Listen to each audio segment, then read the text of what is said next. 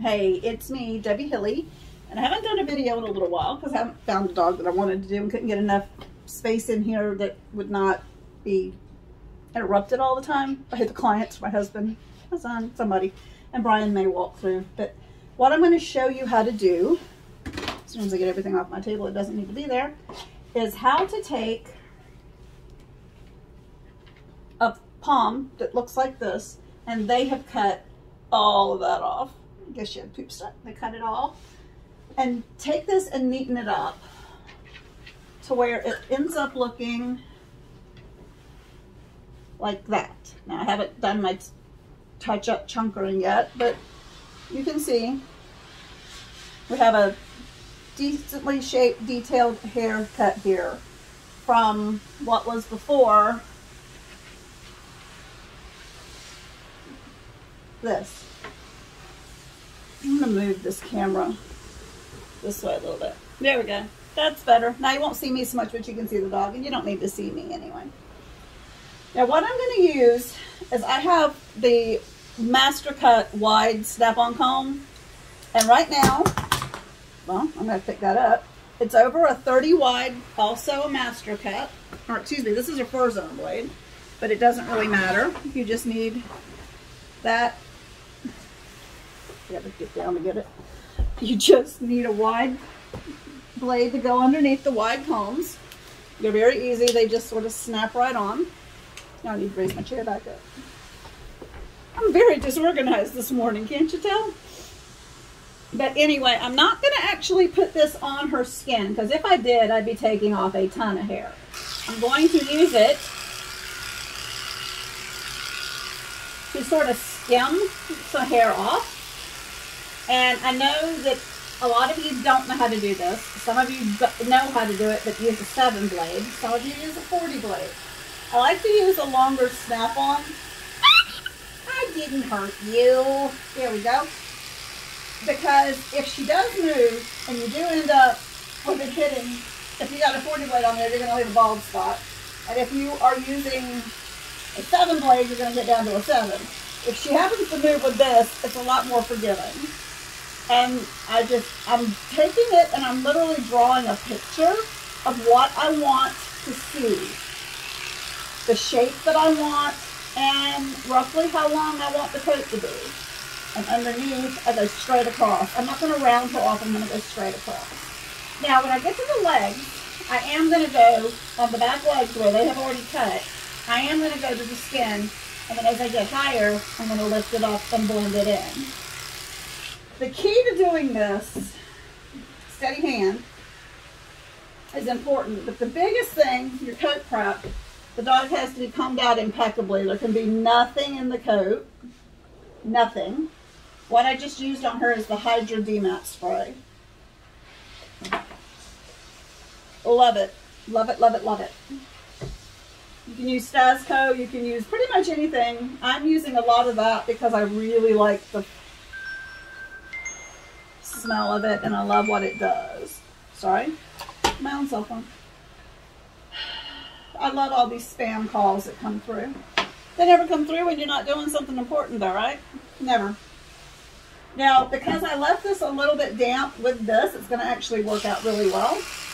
And you follow the lay of the hair. If the coat comes this way, then skim that way. Here, it comes down to here and then this way. So you're going to, and right here, it comes straight down. So if you don't do that, and you're just going whichever way you want, you're going to leave lines and you're going to have a whole lot more touch-up to do. But I'm going to show you how fast these wide combs make something like this even. As I had already done the other side, except for the finish work. And I did that on purpose, so the video doesn't have to be that long. But again, under here, I go straight across. And on this leg, I'm going to go backwards and up and into it because of the way they have gapped it all up. I can't fix what they've done. I can only make it look better. That's all I can do. Now, I just took off a ton of hair. I'm going to comb it up one more time. Shake it. You shake the other side of the hair will fall.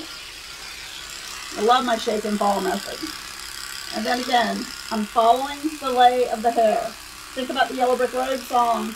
Follow the yellow brick road. Well, follow the lay of the hair. It's going to get stuck in your head now, which is a good thing. But once we get this basic shape that we want, I'm going to stand up and make sure that it's roughly the same length as the other side. Don't sit down. And it is.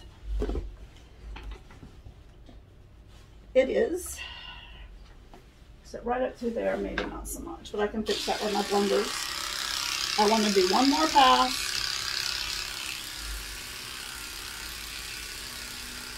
And I'm not wearing a mask today because I had a terrible asthma attack yesterday that has really made it difficult for me to breathe. And I don't need any more restrictions on my breathing currently. So anyway, that is how fast and easy with one of these wide snap-ons you can take and shape a palm. Now you could very easily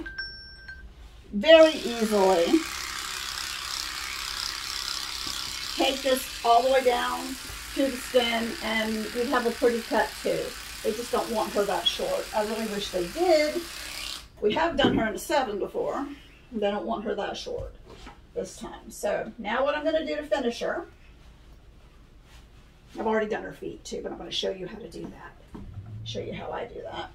Every time I find something in her hair, I spray it a little bit and then comb through. I'm using my Utsumi crescent comb, the half moon comb. I love this comb. I love this comb. I use it on everything. You got Dozer? I like Dozer. I don't like Dozer as much as I like Tally, but I like Dozer. But anyway, now once you've gotten the bulk of the hair off with the snap-on comb, you're going to take either chunkers or blenders, your choice, whatever you want to use. You can use chunkers, you can use spinners, you can use blenders, you can use whatever you'd like. I'm going to take this pair first and just go over and even up where the hair may not have blended really well. Because right through there is a little rough for my liking. It's because there's two different textures of hair there. So when you come off of the hard coat into the softer undercoat, you're going to have some weird shapes and some weird lines in the coat. It doesn't take long. I mean, I can do this dog if I was just not trying to do a video and all that in about 20 minutes. After her bath and comb out. Now, it is important that you get every last little knot out. If you don't get every tangle out and every last bit of undercoat out, you're never, ever going to get a good finish. Getting them clean and getting them prepped properly is the best thing to do. Now, something else you need to know is that this is the correct way to use a chunker. These are my curved ones. They're precision sharp. But the reason why this is so important is a lot of people will take them and dig into the coat like that and try to take out bulk. That's not what these are meant for.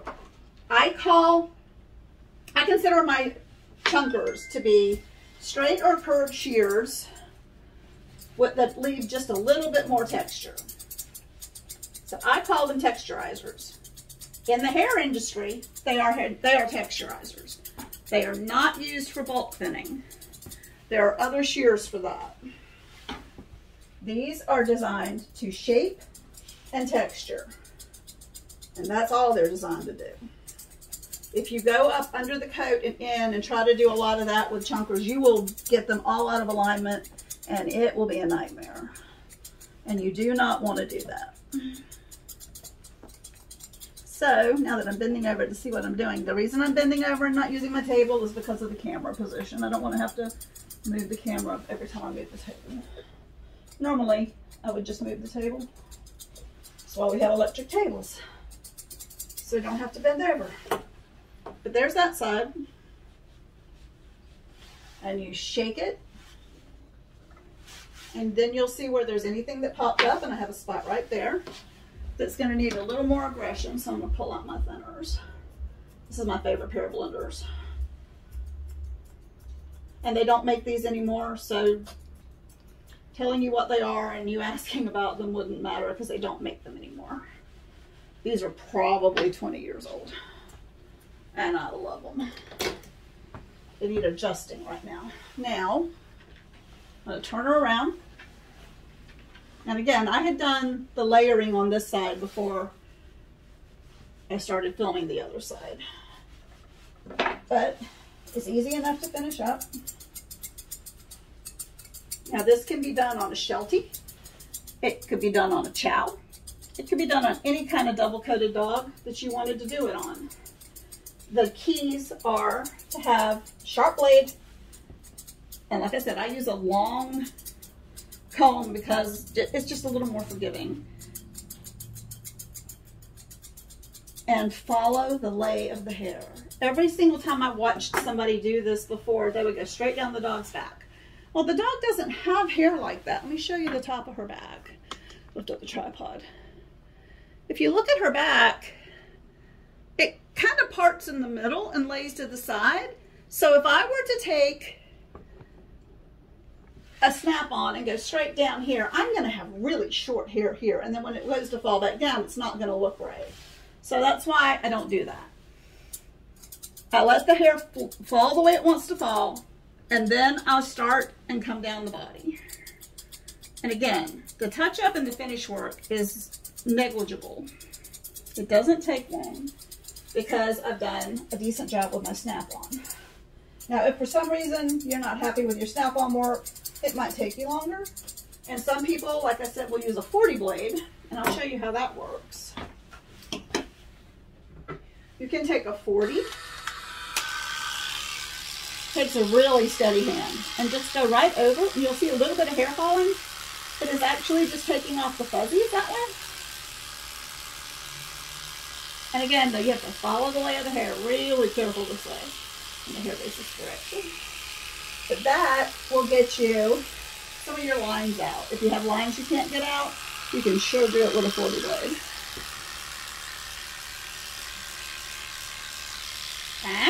No, don't. And again, you can set your legs. You're going to get a really pretty cut that way. But if that dog sits down or moves just right, you're going to have this bald spot. Which is why I don't like to do it very often. But I'll do it just now just to speed things up a smidge. Now, as for the feet, I told you I would show you how I do them. I scissor her pads. I did not clipper them, I scissor them. And then I'm going to take my little curved scissors. You can use whichever pair you prefer. Obviously, it doesn't matter the percentage of the curve or anything like that. And then I will literally, and you can't see what I'm doing, I round them off this way until I have a nice, what I call a cat foot. Here, let's turn this way for you. Let's turn this way. Then, I have not done the top of this foot yet. I take the top, Tally, come on, stop, and I'll brush it up and take my chunkers and just smooth it out. You don't want to expose the nails or anything like that. You just want it to be a nice smooth foot. And I do that on all 4 feet. It takes no time at all to do. And again, you can go back over anything you see that's out of line. A lot of times with a haircut like this, I'll put them up, let them move around for while I do another dog, and then pull them out and check again. But it's super easy. You need to fix that spot. It's super easy to do. It doesn't take very long at all to do a dog like this, especially if it's a good dog. Can you turn back this way? Thank you. Oh, I see why. It looks like I've got a bunch of hair there because I have a loop on her neck. It's another thing. Always remove your loop and double check your work, because see right there, I've got hair sticking up that I would not have known about otherwise. Not so much on the top. You'd have seen it once you put her up. But right through there, you just want to take all that and blend it down and in. I always tend to leave a little more hair around their faces like that, You could literally scissor a cute little round head to go with this, but I don't think it looks natural that way, and I'm looking for a natural haircut. Now, I scissor the tips of pom ears. Some people take a blade up the back of them or in front of them like that. I use a thinning shear for that, and I just neaten them up. Especially if you have done any like heavy scissor work or anything on the body. Leaving the natural fuzzy ears is just doesn't make any sense to me. So I just neaten them up a little bit. You don't want them harsh because the dog's haircut is not harsh. So, thank you for moving around like that. I appreciate it. And I didn't mean to do that. I have a tick, and sometimes I will jerk a dog a little bit, like I just did her, and I didn't mean to do that. I used to have one in my right hand. You want to talk about scissor? See, it just did it again. It drives you crazy when it happens. I've got a spasm up in my shoulder right now. So, check your underline. This is the last thing I do when I'm doing any dog, is to check the underline. Now, I have her leg totally relaxed. Her knee is up here bent. So don't yell at me about how I'm holding her leg. It's not at a weird angle because the knee comes here and then it sort of slides out to the side. You have to do that in order to get the hair that pops up when they sit down. When a dog sits down, a lot of times right up in here, you're going to see hair pop out. And by doing what I just did, I think I have eliminated that. And again, she's not in a weird position. It's a comfortable position, as if she were peeing and lifting her leg. If she were a boy lifting her leg like that, nobody would complain about it. It's a natural position for their legs to be in. If she were scratching at her ears, her leg would be in that same position. So, there you have it. There's Miss Tally, all ready to go home. Didn't take very long. And again, we used, whoopsie. I hate having a tripod that doesn't want to move for you real well. I used the 7/8 Master Cup wide snap-on comb, 30 blade underneath, the Hydra finishing spray, and a Nutsumi comb. Now, I know for a fact she was bathed in the Hydra Moist, so her coat looks really good. This dog has been a 7-strip before, numerous times. Her hair always grows back fine because she's a healthy dog. It's a little fuzzy, but part of that's because they don't take care of her. If they took better care of her and I wasn't having to really do a demat every time she came in, it'd be a different story. She comes in every 4 months. It's kind of hard to, ow! Kind of hard to do much, huh, Tally? All right, baby girl, are you ready to go up? What is that? Are you ready? What are you doing? Can you look at the camera and do that? No? I didn't think so. Tally. Tally, what are you doing? You need a necklace, don't you? I'm going to put her little fancy collar on, and then I'm going to put her out front for her mama to pick her up. And there we go. Fast and easy. Hope it helps you. Groom smarter, not harder.